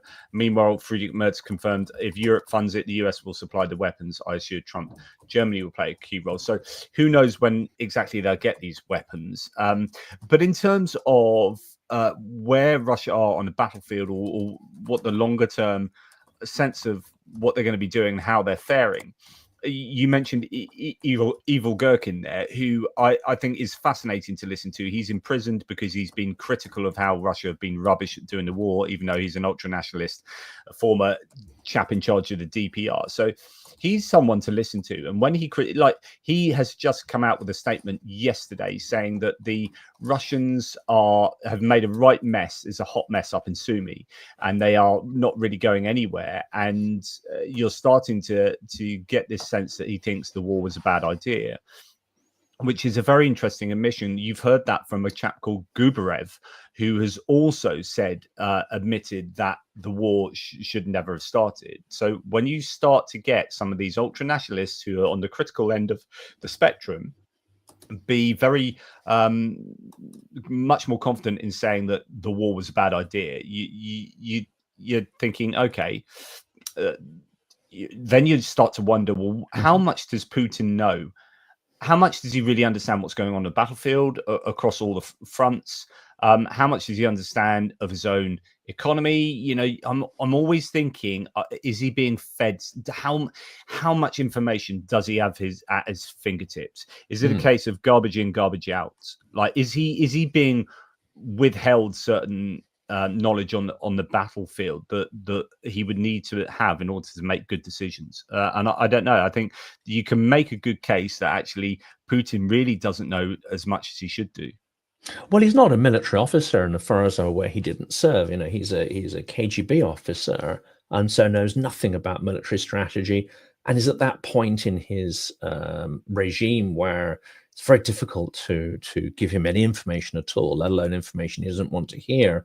I mean, we've seen really little to no evidence of any military strategy coming from him. I mean, Russia in this war has not done anything that stood out, and you thought, oh, hang on a second, that was quite a smart move. I mean, there's not a single instance I can recall of Russia really doing anything super smart and surprising. Yes, you know, some local commanders will come up with some techniques and incrementally make gains, etc. The only perhaps person, and he's more of a sledgehammer, the only person to show any kind of strategic sense was Prigozhin, and the rapid mid-air disassembly of his plane shows what happens when someone talks truth to power in Russia. So now he's not a military strategist at all. I'm not even sure he's a geopolitical strategist. What he is a sort of ultra opportunist, an ultra opportunist who is extraordinarily aware of his adversary's weaknesses until it comes to those he considers to be subhuman, which is any territory, especially Ukraine, which formed part of the Russian imperial project. There he seems to have a blind spot. He cannot see invention or strategic skill or anything coming from them. They're a kind of Untermenschen who just can be swept aside. I think despite the sort of 3.5 years of evidence that Ukraine has infinitely greater power to organize, innovate, strike back, and the will to survive than the Russians do, I don't think any of that's really sunk in. I don't think he's learned anything from this. The interesting question I keep hearing, or claim that I keep hearing, is that Putin has overplayed his hand. He's overstretched, he's overplayed his hand. And I wonder whether that's the case, whether actually with this tonal shift from Trump, that maybe he could end up being in a bit of a caught between a rock and a hard place, that he can't extricate himself from the war. He needs to carry on the war because for social, societal, and economic reasons. So he can't extricate himself from it, but he can't win it in any kind of convincing maximalist way. So he's kind of left, and then this is why I keep asking, and I've said it in the last 2 or 3 videos, what is Putin's plan? As far as I can work out, some are saying he doesn't really have a plan. He's like, he could just be trying to wait out, survive. Literally exactly. Survive is the plan, I think. I mean, I genuinely think so. The Americans get bored, Europeans get bored. He waits it out, and then he gets whatever he can. He can get as much as he can from the situation whereby everyone gets bored. But if Trump then has a bit of a switch here, but it's then interesting that the reaction to Trump's announcement today is the Moscow exchange has spiked, possibly because it wasn't as bad as they were thinking. And also some of the Putin propagandists are essentially saying it's not as bad as they were thinking. So, as good as it is that Ukraine is going to get more stuff, it appears to be the US not really giving any of their presidential drawdown authority funding from leftover from Biden, any USAI funding of ordering from their own kind of monetary sources from US manufacturers, and there's no dipping into the NDAA funds for Ukraine, which is a National Defense Authorization Act, which is basically their annual budget for the armed forces, which has some Ukraine funding in.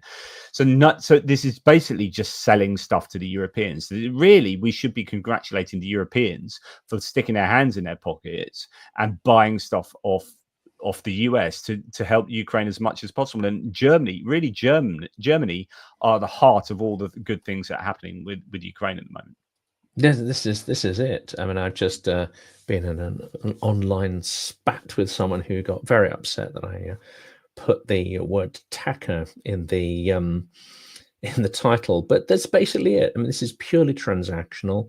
Trump's realized that this is not so easy, and someone he thought was a friend, he perhaps has started to realize cannot be trusted, or his word cannot be trusted. And I think it's more incomprehension. He's looking around, looking at this. This doesn't make sense to him. You know, why people would fight and die on either side doesn't make much sense to him, and Putin's motivations make no sense to him at all. I think that's the dawning realization, but that hasn't stimulated any kind of moral sense in him. Rather, it's like, okay, well, I'm not going to get a win here. I'm not going to get my Nobel Peace Prize yet. Going to have to sort of, stick that one on the back burner. And what we're seeing is an entirely transactional response. That mention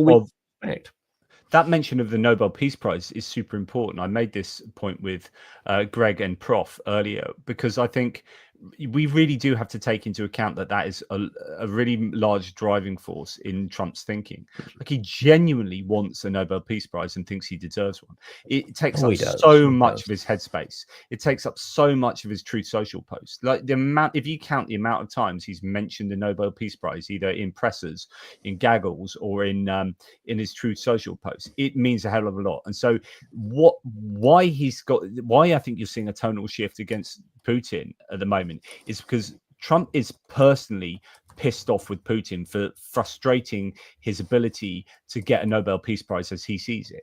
So this, could solve this problem in 24 hours, get myself to Oslo, pick up a Nobel Peace Prize, thank you very much, bish bash bosh, is not happening, because every time he's expecting some shift from Putin just doubles down and says, no, I'm going to keep going and with my maximalist intentions. And I think this is a personal thing for Trump. I don't think it's massively geopolitically strategic. This is like, Putin's really pissed me off, and so now I'm going to help Ukraine as much as possible. Maybe that's my route into getting a Nobel Peace Prize. Yeah. And it doesn't tie up. I mean, people have almost forgotten completely what just happened on Thursday and Friday. And one of those things was Rubio, after a conversation with Moscow, announcing that there'd been some kind of breakthrough and that we'd be seeing a radically different approach. Well, I'm sorry, that was last week. Well, where's that gone? Literally, where's that gone? And then on then we were told to expect something huge, which seems to be completely at variance with what Rubio was saying. And then what we get today is simply Taco Monday, kicking the can down the road for 50 days. There'll be nothing stopping him from saying, okay, well, we're in the autumn now. Yeah, they don't need that much kit, or, well, Russia's exhausted now. What are you going to do? I don't know if one was being as positive as possible, Jonathan. I think that you could make a case. I mean, it just depends whether they're going to add anything onto this, whether there'll be a president. Like Axios and others have been reporting for some days that there will be a presidential drawdown authority amount for $300 million of stuff going to Ukraine. Whether that will happen or not, I don't know. But it could be that there is actually a bit of a sea change, and actually people behind the scenes. Marco Rubio is saying that because actually he's got access to an awful lot of people there who might well be changing their positioning. So although it's not like massive today, I mean, some people are saying it's massive. I'm sort of caught in the middle, but it's really good. There is more stuff going. But the US hasn't really stumped up anything themselves personally, but actually there might be movements that Rubio's is keying into there that suggest that the US it's like turning a tanker maybe, but they have actually done as quick a turn as they could have done, and more things could follow. That's being particularly positive. And we're also back to the sort of hundreds and hundreds of billions which the US has given. I think the figure was quoted there, 350 billion, and I've had comments from Trump cultists. Well, Europe's done nothing, America's done everything, only Trump can end the war, we've given hundreds and hundreds of billions. Let's go back to the frickin' numbers. One, you've not given hundreds of billions, and second, at least the last 2 years, Europe has given significantly more in both civil and military aid than the US. So fucking get over yourselves already. Yeah, I bet Germany is just coming up with the goods, and hopefully, France is doing more. The UK is doing a lot, considering that we are pretty financially screwed at the moment. But actually, as I've said to you before, there are things going on underneath the radar with the UK that's really important. There's also some interesting moves with regard to both Japan and Denmark in terms of satellite imagery and satellite information sharing, and this shouldn't be underestimated. So Japan and Denmark, I'll be reporting a little bit on that tomorrow, appear to have done some deals with Ukraine, and that's the sort of thing that America, if they extricate themselves from support of Ukraine, which is looking like they're going in the correct direction now, but if they were to sort of leave, take all their toys home, those toys are going to be things like satellite imagery and intelligence sharing. And so Japan and Denmark and UK and France are going to have to step up, and it's looking like that is happening to some degree. So that's all good as well. And there's Denmark as well. I mean, what Denmark's doing should blaze a trail for what other countries should do, which is investing in the Ukrainian military industrial complex, asking Ukrainians what they need, then making sure those skills and production lines are developed in Ukraine itself, so that then that equipment can be very rapidly iterated to the requirements of Ukrainian forces. So the approach of Denmark is one which I think should be emulated. Well, actually, you've gone, like we said this before, but you've gone back a little bit from there. So initially you went to the Danish model, which was investing in Ukraine, and that is still happening, and that needs to happen a lot. But you've then got co-production happening back, and more announcements have been made this week from the recovery conference in Rome, where you've got American companies starting to make gunpowder with Ukraine on American soil. That's the sort of thing that's going to please Trump, which is, and other leaders, which is bringing jobs and tax income to your own country, as well as having kind of investment, co-investment with Ukraine. It's kind of the best of both worlds. So, yes, you can take all your pot of money and invest it into Ukraine, and that's really good for Ukraine, and they're going to get the most bang for their buck there. But certain things you can't make in Ukraine, or you also want to please your own taxpayer by investing in your own country, you're starting to see co-production of drones in UK, in France. You've got Renault as a car manufacturer starting to make drones, but you've got a bunch of companies making Ukrainian drones or co-producing things in our own countries with Ukraine. So that's also really important. Yeah, absolutely. Absolutely is. Let's turn to the summer offensive, because I think these comments by Girkin and Kalashnikov are quite interesting. I mean, what they're saying has some ring of truth, and other quotes are also saying, are giving some weight to Putin's delusion. So what does Putin expect by the end of the summer, and what's he prepared to do? Some sources are saying that his expectations are beyond ridiculous, that he expects to sort of push through into Sumy, Kharkiv, Zaporizhia, Kherson, punch through to Odessa. This seems to be what he's thinking is possible. What is he doing to achieve it? Well, one of the rumors is that the 30,000 odd North Koreans are actually not going to be involved directly in the fighting, but are going to take over border duties from the Russian border guard service. Interesting. This is a piece of insanity, which is, first of all, these border guards, are they, they may have done some part-time service in the military or had some training, but they're not going to be skilled, special forces.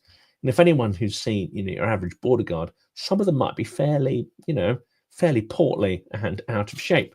That applies to some of the Ukrainian ones as well that we've seen. But the idea that you can just round these up, and whether that is 30,000, 40,000, 50, 60,000, I think they're probably going to aim to get about 60,000 additional from that at least. And they're going to try to rustle up people from various other sources. Putin, the rumor is going to try and throw another sort of 200,000 bodies at this on top of what they would have, commissioned monthly anyway through conscription and contracts, which is going to be in the region of 30 to 45,000. So yes, that's a lot of people, but we hear that there's not that much equipment. Diemka, who from Jigger's Paw, said that in his direction, they haven't seen any Russian armor for the last 2 months. None, not even a golf cart, really. They saw some motorbikes, which all got annihilated, but there's no armor whatsoever, no BMPs, nothing.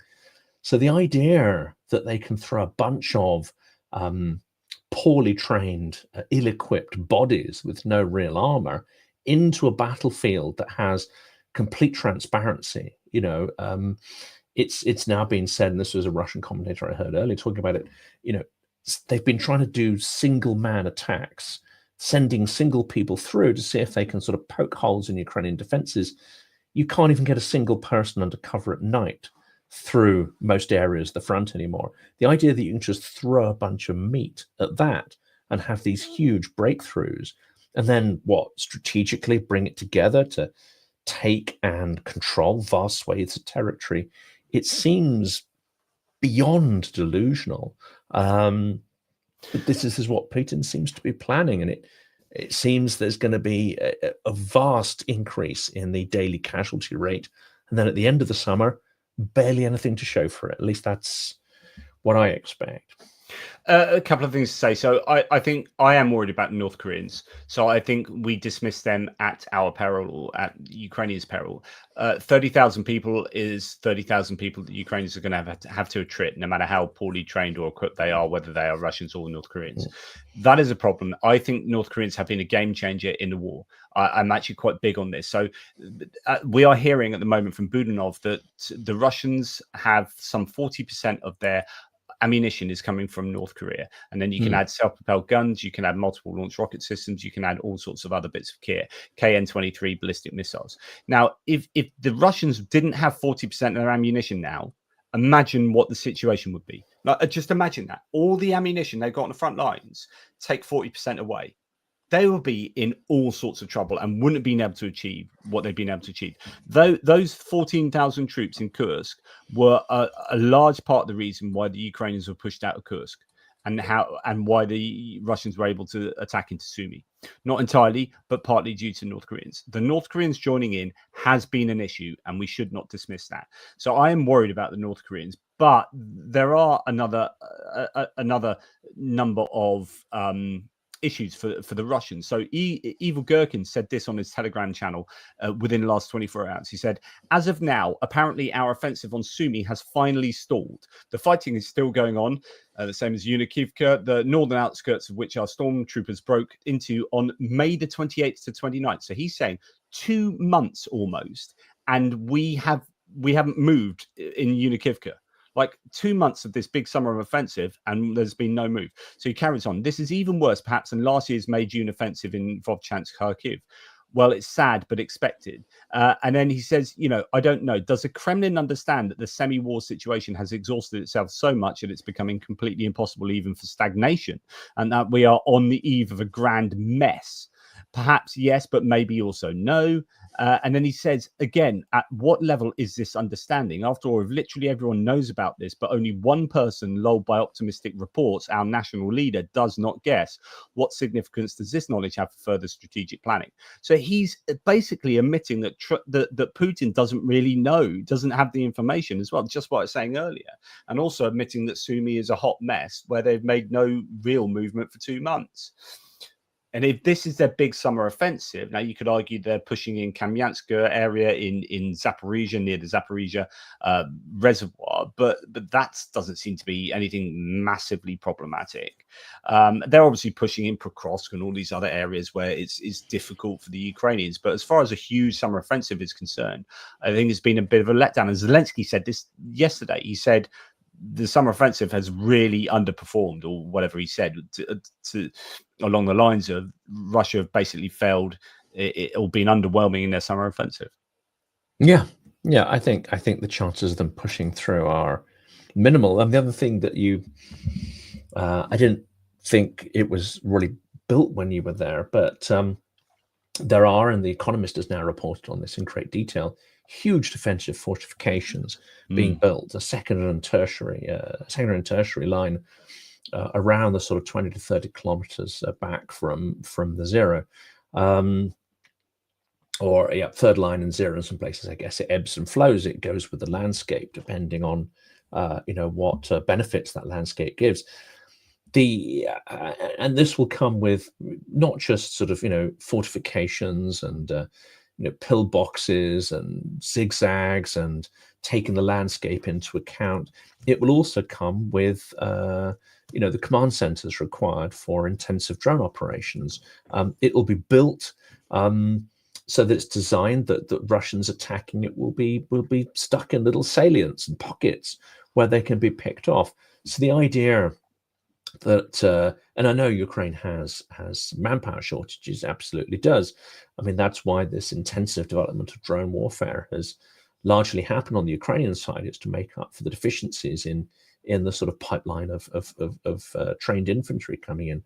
But the idea that just a mass of troops can break through this, I think, is delusional, which means that Putin will be faced with very little advances or anything really to spin this on. Even if they fully take Pokrovsk, I mean, Pokrovsk is not a huge city. It's not Berlin, it's not Paris, it's not it's not a huge conurbation, and there are very few people there left. So it has relatively little material value at this point. It's more propagandistic value, I would say. No, I think by the time the Muds come in, he'll be left with possibly another 500,000 to 1 million casualties. We could be clocking in by the end of the year at 2 million totals. They'll have even less equipment left. They will have harassed and mutilated and killed a lot of civilians, absolutely. But in a strategic sense, he won't be any further on. So what is the game plan here? And as you say, he's also altering Russian society to make it far more militaristic. The economy is being burnt up and retooled entirely for military purposes. Plus, the Russian provinces are becoming entirely hooked on the money that's being injected in there for sign-up bonuses, and of course the payouts when people don't come back. If this were all to suddenly stop, I think he understands that. I think he's now in a place where war is the only option, but he has no real way of winning this in any substantial sense. I mean, Evil Gherkin points this out in that thread I was reading to you. He goes on to talk about how, and I think the point he's making is kind of reflective of a malaise, is that, Starovoyt, the deputy transport minister, ends up, or was he the full transport minister, ends up committing suicide after resigning. And he's not the first, certainly throughout the war, but actually recently a number of people have been cast aside, if you like. Yes. And that's not a good sign. The economy, as you say, there are so many indicators to suggest the economy is pretty shafted at the moment. And then you've got Ukraine doing some useful things, like they decimated the 155th Airborne Brigade's Naval Infantry Brigade, command up in Koronovo and Kursk. They sent some HIMARS in and literally have taken out at least 7 of the entire command there. One was actually the deputy commander of the Navy as a whole. And they are seemingly hitting quite a few command posts at the moment, very, I think, strategically, probably systematically. And so, I think there could be some useful, having these Storm Shadow missiles again to use. I don't know where they got them from. I think they could be the Black Shaheen export varieties that have come from the United Arab Emirates.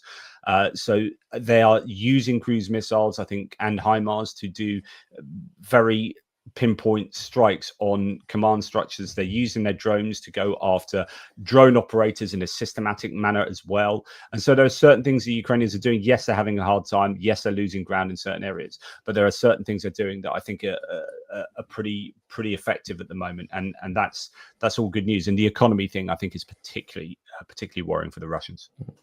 I think that is starting to come apart. I mean, there was a particularly and the not so much arrest, because his status is not clear, but it looks like one of the largest gold magnates certainly can't leave the country.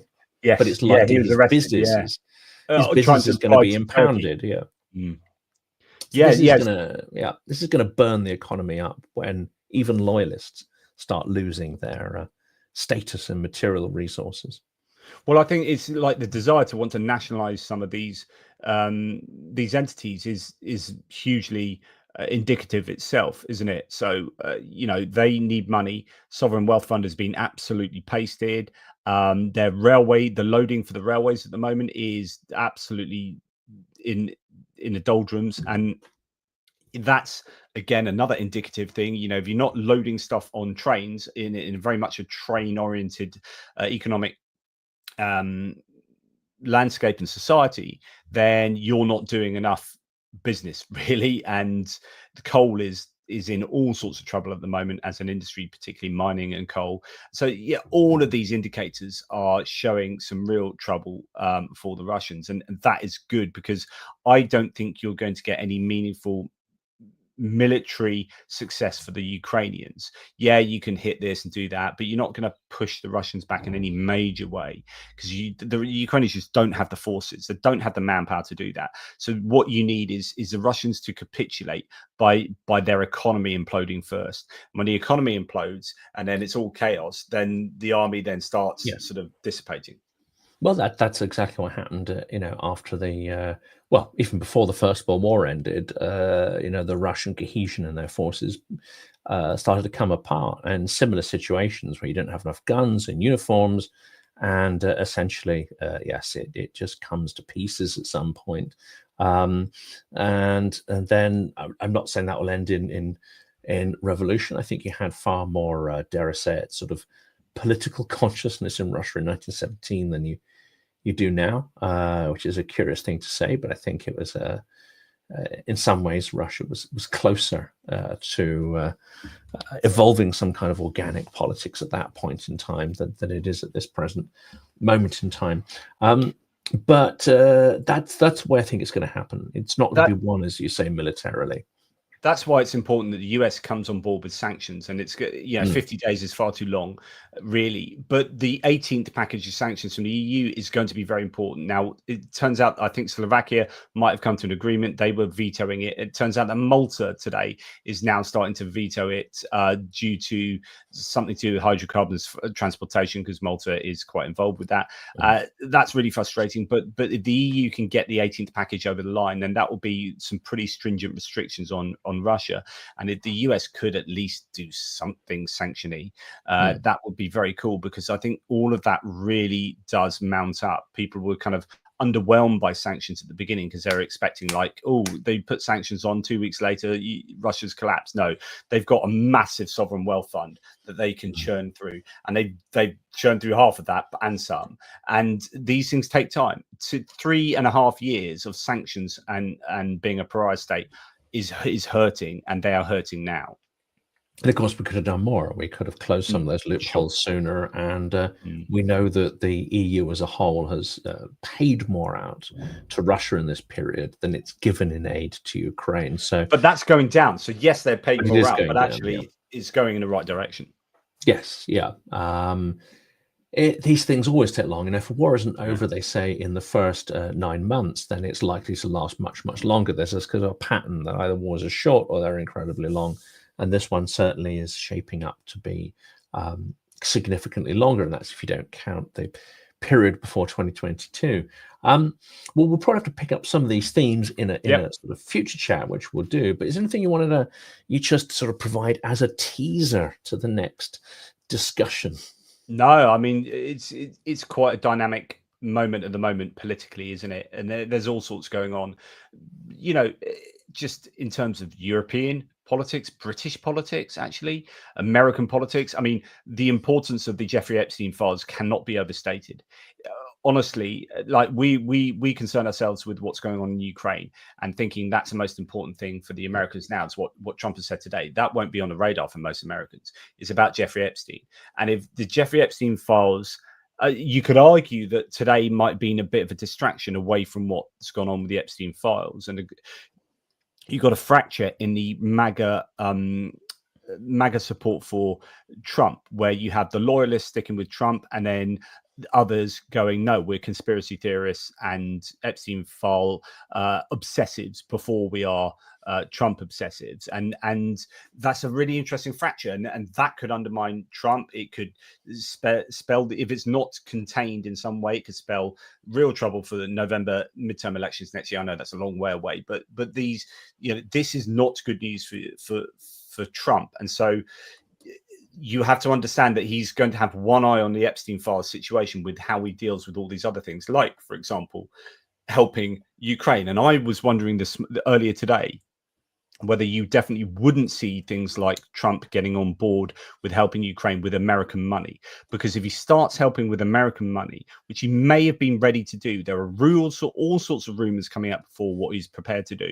But the Epstein files meant that he's being accused by his own supporters of being deep state. If he then comes out and supports Ukraine after being hard against Ukraine for so long, and then comes out and says, we're going to give all this American money to Ukraine, then they would have said, that's deep state. You are just so sold by the deep state. So he might have pared that back and then put in, we're just, because he was saying again and again, 100% of this money is coming from Europe and from NATO countries. Yeah. So he was so obsessive about that. I think that there could have been I think there could be an understanding of what took place today with the announcement.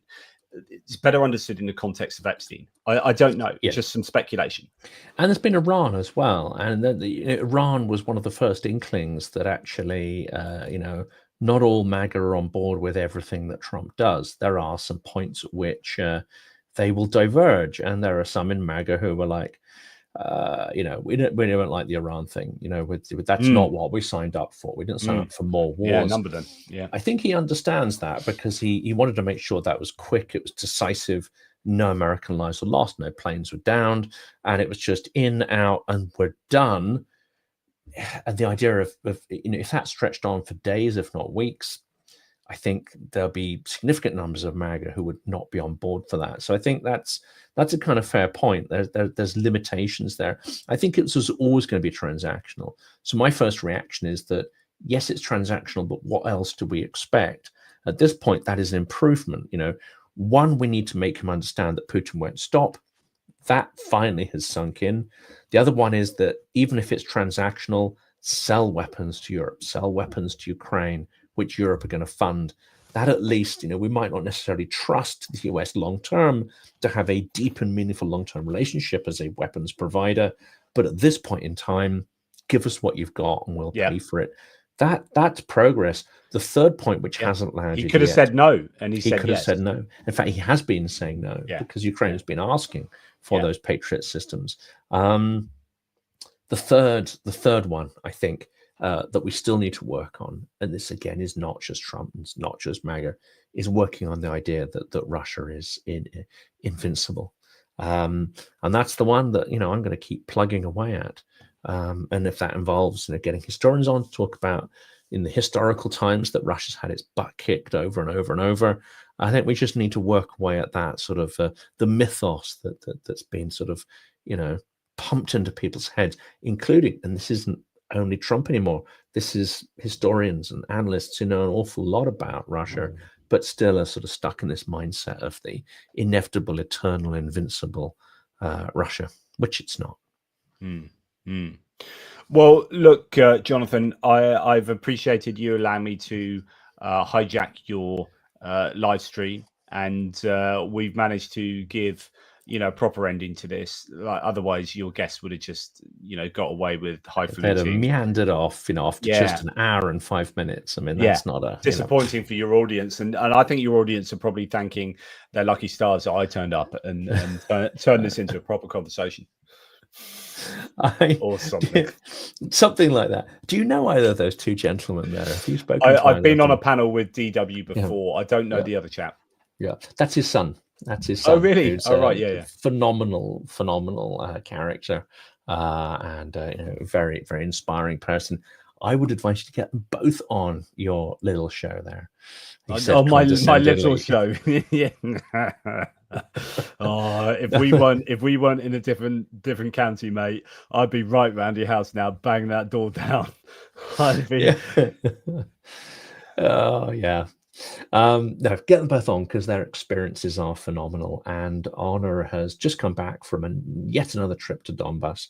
I think he's now made 3 full trips around Donbass with Igor and his team. So he's got some extraordinary insights. So definitely, if you can get those guys on, big recommendation there. Can I just say thanks to Paul Guda or Paul Guba, Guda Deberitz in live chat. Can never get too much ATP geopolitics. I think I think this is only natural to believe.